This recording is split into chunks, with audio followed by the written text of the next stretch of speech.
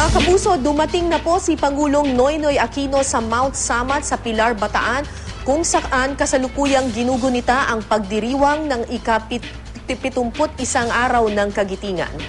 At kaugnay nito, may news to go si Micaela Papa live. Micaela? Kara, nagpulong na ang iba't ibang grupo dito sa Shrine of Valor sa Mount Samat, Pilar, Bataan para nga sa paggunita ng Araw ng Kagitingan. Ilang segundo pa lamang ang nakalilipas buhat nang dumating si Pangulong Benigno Aquino para manguna dun sa wreath-laying ceremony. Kanina rin ay nagkaroon ng cannon fire na bahagi pa rin ng paggunita dito sa Araw ng Kagitingan.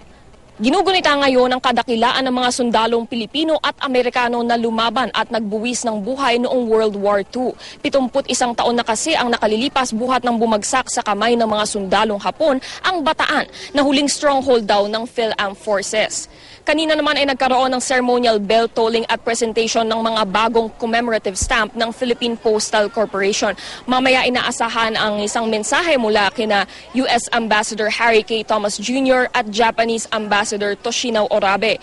Ilan pa sa mga panauhin ngayong araw ay si Defense Secretary Volter Gasmin at National Historical Commission Chairperson Maria Serena Jokno. Ngayong araw ng Kagitingan, Kara, ay may isa ding magandang balita para sa mga veterano dahil inanunsyo na ng Philippine Veterans Affairs Office na nakasama sa national budget o sa 2013 GAA ang 3 billion peso na total administrative disability arrears. Ibig sabihin niyan, maaring makatanggap ng tinatayang 200,000 pesos ang mga World War veterans edad 70 pataas.